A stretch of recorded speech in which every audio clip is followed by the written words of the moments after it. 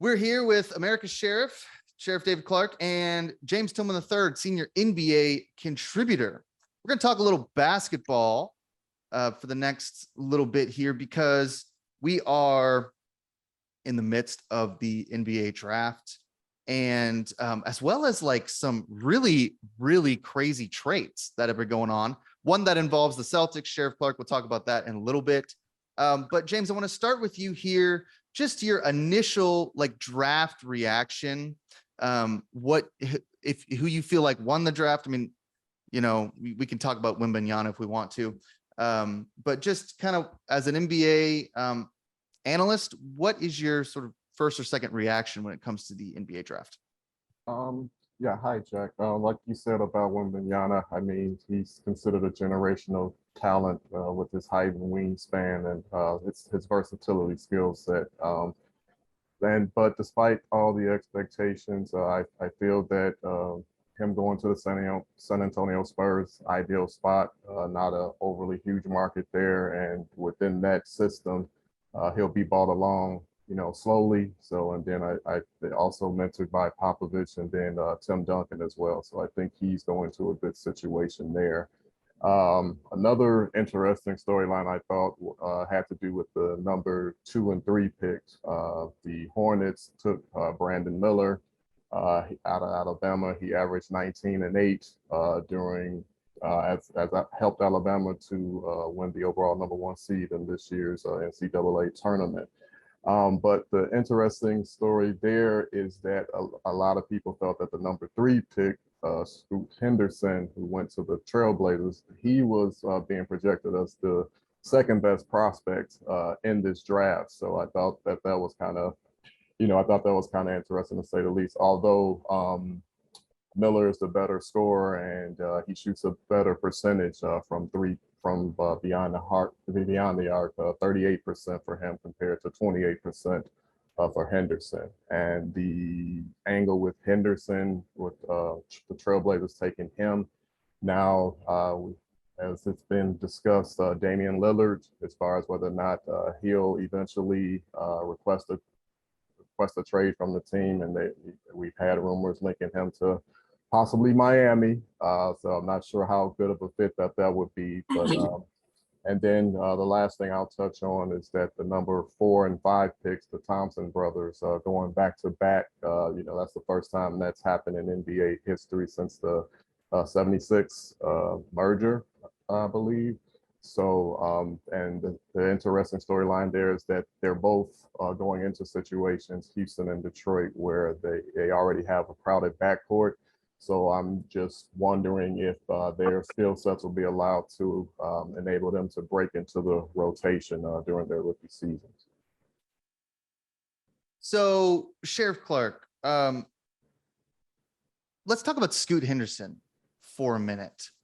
Like, a lot of people thought the Trailblazers might trade back, find some veteran talent, give up that 3rd spot. Now you've got a situation where Dame Lillard, okay, I want to leave. Okay, now I don't want to leave. He does this every offseason. It's kind of old and annoying at this point. Is this like a good spot for Scoot to land? Will Dame Lillard be there next year? If so, does this make the Trailblazers like a contender? Absolutely not. These things are a flip of the coin. A couple observations on the draft. None of these guys are NBA ready that are coming out in the draft. It takes time. It's kind of like the NFL. It's the same way, even with your top quarterbacks that go in the NFL draft. It still takes time. So we won't know. So in the meantime, all we can do is we can fantasize about it and talk about how this guy might do this and this guy is good at that. And it's just going to take some time. There are very few rookies that come into this league and really make the difference, be a difference maker to put a team over the top or to make a team compete for a playoff spot. Now people are talking about Wembanyama. I don't know. I mean, he's a physical specimen other than his weight, but you can't teach height. You can't teach arm. Wingspan. Wingspan, you can't teach that stuff. So he comes with some skills, but it's still going to take time. I think the NBA draft shows a lot what's wrong with the league. I mean, it wasn't until I think pick number 5 before a no, it was longer than that. It was pick number 15 or 18 when Jaime Jaquez, that a upperclassman actually went in the first round. A guy who stayed in school at least till his junior year. Before being drafted. You have a lot of players that play overseas, some of the the G League and some other things, and so we never got a chance to see. All we got a chance to do was hear about him. Although Scoot Henderson, I did see one game. His team played Wembanyama's team. I don't know, it was back in December, I think it was. I was on the road and sitting in my hotel room, flipping the channels around, nothing to watch, and so I tuned into that game, and it was an entertaining game. Those two kind of went at it head to head. They traded baskets, and so they're both highly talented. But a lot of these guys, were they drafted 60 players or something like that? Most of these guys will not be on an NBA roster at the start of next season. Many of them will be playing in the G League, and some will end up going overseas. So it's a mixed bag right now, but I don't know. The NBA needs to do something with their draft. There's not as much juice like there is with the NFL draft, and nothing's going to compete with the NFL and their draft. I'm not saying that, but at the same time, they just ended the season. We just, got used to the NBA not being on. And then a couple of weeks later, they have their damn draft, for heaven's sakes. The NFL does everything right, so you're never going to compete with them, but use their model. Let some months go by and let us catch our freaking breath, for heaven's sakes, before you come out with these drafts. Well, and I mean, the reason that they do that, of course, is because summer basketball starts in July. And then after that, you got a couple months off. And then the season starts in October. So, well, Jack, I mean, to Sheriff Clark's point, I mean, why not hold the NBA draft the day after the MLB All-Star game? It's a day where there's nothing on the calendar, and it's just crying out for some sports league to dominate that day. Yeah, I mean, and I don't know what the viewership for television is when it comes to the NBA draft. I will say this: I don't normally watch it like I watch the NFL. I'm sure that's probably true for everyone here. But the NFL is also the better product, and that's a difficult thing to compete with, as Sheriff Clark was saying. But you're right. I mean, the series the championship just ended. We just saw the parade and Jokic and everything else. And now we're talking about, next year and everything like that. We'll see with Summer League. I mean, James, before we move on, I'll ask you this sort of one point about Wemby. And this is a good little ESPN question for you. Do the Spurs win a championship in the next 5 years with Wemby? I'm gonna have to go no. I'll have to go beyond that window a little bit, maybe within 7 to 10 years, maybe. But I mean, we don't know what he's going to project out to be, because as the point's been made, he hasn't played an official NBA game yet. So but as of right now, I would have to say I'll have to go beyond that window a little bit. Let me chime in on that a little bit. They don't even have a team yet, the Spurs. You got to build a team around him, and we don't know if it's going to be successful. Look at how long it took the Spurs. I mean, I think Jokic is his 8th season, for heaven's sakes. So again, I like one of my favorite phrases: let's pump the brakes on the Spurs and how good they're going to be until we see what kind of pieces they can put around Wembanyama. Yeah, I mean, we've definitely seen the Spurs do that before, and I would imagine that some veteran talent will want to come play in San Antonio, but it's really hard to just sort of see into the future. I mean, and who is that veteran talent? I mean, are we talking Kyrie? James Harden? I mean, who in the next 5 years is going to go play with him? Because as we see with all these guys like Jokic or Embiid, these big centers that dominate the league. I mean, these are some of the best players in the NBA. Giannis, the same thing. They have to have a number 2. Jokic and the Nuggets couldn't put it together without Jamal Murray playing some of the best basketball of his career. So you're right, Sheriff Clark, that it's going to take a little bit of time for the Spurs to build a team, because right now they suck. Is just the best way to put that. we don't talk about the Spurs as dominating much. Now, one thing that I will say is sort of a domination in the world of pillow technology is the MyPillow 2.0. I was at the hardware store in Mississippi the other day where I live, and they had basically an infomercial playing for MyPillow all day long. I don't know what channel they had on the but they have a television there. They usually just play, Fox News, something like that. But they had a MyPillow 2.0 infomercial, and it was just playing over and over again while I was trying to figure out how to fix my drain, which I did not fix because I suck at fixing plumbing. But I was at the hardware store for a while trying to figure it out, and I kept hearing the MyPillow 2.0. So I asked, about 5 or 6 guys, do you guys, do you buy MyPillow products? And they're like, oh yeah, we love the MyPillow. That MyPillow 2.0 is just an incredible product. We buy the slippers, all that stuff. And so I told them, listen, you got to go to mypillow.com. You got to put in the promo code FUN, FUN, 80% off, up to 80% off all products. We're talking pillows, we're talking slippers, we're talking towels, bathrobes, whatever it is. MyPillow has it. And the promo code FUN, easiest promo code in the world to remember, just 3 letters, FUN. I gave that out at the hardware store. They did not give me a discount on the PVC pipe, which I purchased and immediately had to put in a corner because I don't know how to screw in 3 pipes to make a drain without it leaking everywhere. So that was my hardware store experience, but I was happy to see the MyPillow Verve over there at the hardware store as well. Jack, that's interesting. That's interesting. What, maybe you can't give it out. What hardware? I've never heard of a conversation in a hardware store about pillows. I've heard, about wrenches and sockets and stuff. And you go to a hardware store and a pillow conversation breaks out. That's pretty cool. Yeah. So these guys, this is sort of the town that I live in, but I live in a small town in Mississippi that is some of the, it's small businesses only. There's no Lowe's, there's no True Value, there's nothing. This is a local hardware store where, like, if you want nails, they'll give them to you in a paper sack type of thing. Real old school. Guys standing around talking about the weather, like, constantly. All sorts of stuff like that. So, but yeah, so they have one television and they play Fox News a lot of the time. They used to have a gigantic Trump cutout, which I never remembered to take a picture for my father. But this thing was, you'd walk in and it's 6 feet tall. It was a huge cutout.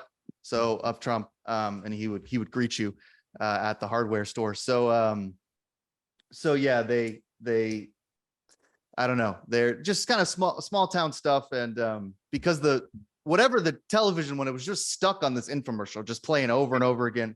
I used to work in a bar and that used to happen all the time. You put the TV on, you forget about it. And then all of a sudden you look up and you're like, man, this infomercial's been playing for like a long time. So that's how the pillow conversation got started. And of course, I'm all about the promo code FUN. So I was like, oh, you guys get 80% off. And they were like, okay, thanks, man. Good luck with your drain. And then I failed. So yeah, so a lot of fun there. Maybe I'll fix it later. Probably not. I'll probably have to get the plumber involved. So let's talk a little bit about this Porzingis trade. I think, Sheriff Clark, we'll start with you. Major Celtics fan here. Huge Celtics news. This feels like, Sheriff Clark, the Celtics fleeced the Wizards. They sent Marcus Smart to Memphis, which we can talk about in a minute. I don't know how you feel about that, but just give us, as a Celtics fan, kind of your overall reaction. This was like a huge trade that didn't seem to make a lot of sense for Washington. One of the things that I like about the trade is the Celtics have to make some adjustments and some big adjustments. The team that they had in place this year, they've had for the last 2 or 3 seasons, and it hasn't gotten them over to the top. Sure, they got to the finals, but couldn't win the finals. And you know what? Things start to get stale. Marcus Smart is not a point guard. I was glad to see that they kept Malcolm Brogdon. I heard rumors that he might be involved in that trade with Porzingis, but that it was Marcus Smart. Now, Porzingis, look, nobody fleeced anybody picking up Porzingis. We all thought the Dallas Mavericks fleeced the New York Knicks when they took Porzingis. And I keep hearing this tag on him, and I'm still waiting to see it. Every time someone mentions his name in a conversation on Sports Talk Radio, they say Porzingis highly talented. And I'm like, really? When's he going to display it, for heaven's sakes? But how he fits into the Celtics, I think, is they got to, it's time for Tito Horford to, he doesn't have to hang it up. Maybe, no, he can maybe come off the bench. But I think that's what they had in mind. They had to replace him. Horford, they need some size, some length. They need some scoring. And so Porzingis brings all that. And, he's probably a little more talented offensively than Horford. So, we'll have to see. But I think the best thing that happened to the Celtics out of that is they were able to hang on to Malcolm Brogdon. Now he can be the starting point, the one, because that's what he is naturally. And that isn't what Marcus Smart was. Now, Marcus Smart will have to dye his hair now because, he come in with the green hair and I don't know. So you got him now. Yeah. So it's probably no secret. I'm a Grizzlies fan. I live in the area. I was born in Memphis. I don't know. Like he fit Smart. I don't like Smart like as a player, and not because, look, defensive player of the year, a hustle. He fits the Grizzlies, like just their kind of overall approach to basketball over the last 15, 20 years, whatever. But he just, I don't know. He takes a lot of bad shots in big moments, which I've seen him do that multiple times with the Celtics in these big playoff games where it's just like, man, what are you doing? Like, when did you become Larry Bird? Like, you've got Jason Tatum and Jaylen Brown, two elite scorers. Now, Jaylen Brown, like, you don't want him to dribble, but you could, find him an open shot for him. He can score. Jason Tatum, an elite scorer. And then you got Marcus Smart, like taking up the ball and hucking up a three and bricking it. It was just, it's not my type of basketball, but he's an incredible hustle kind of guy. Maybe he adds a little bit of maturity to the Grizzlies situation here. I don't know. And like, who cares about taking big shots in big games? The Grizzlies can't ever get out of the first or second round. So what does it matter if you can't ever like beat a team in the playoffs? So, we'll see. The thing with Porzingis is he's always hurt. Every time I look up, Porzingis is nursing an injury. So, we'll see. James, what are your thoughts on this big trade here?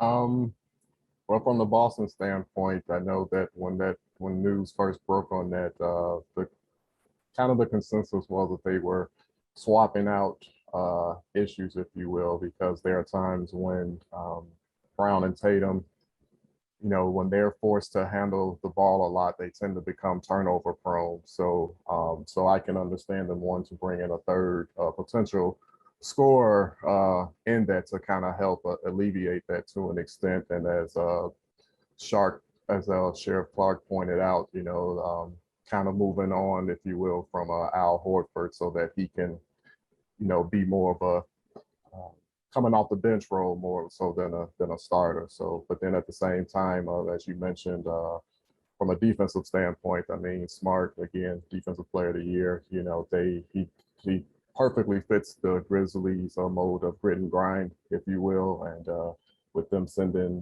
Tyus Jones, I think, to the Wizards, he comes in and fills that role. And he does bring an element of maturity as well. And given the Ja Morant situation, they definitely need a steadying force and that department. But then what also coming with that, it's a very small backcourt, so it'll be, they're giving up a lot of size there. So that's how those are the main takeaways I have from it.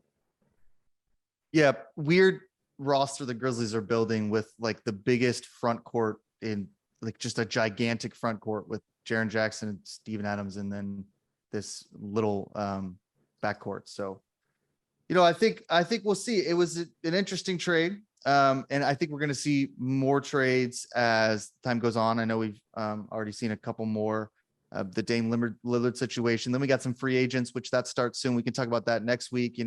Where's Kyrie going? Where's James Harden going?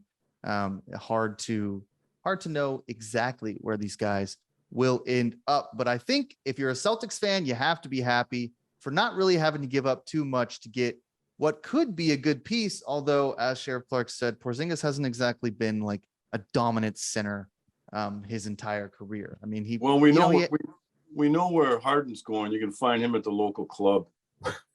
Yeah, also true. Whatever city he's in, you can find him at the club. So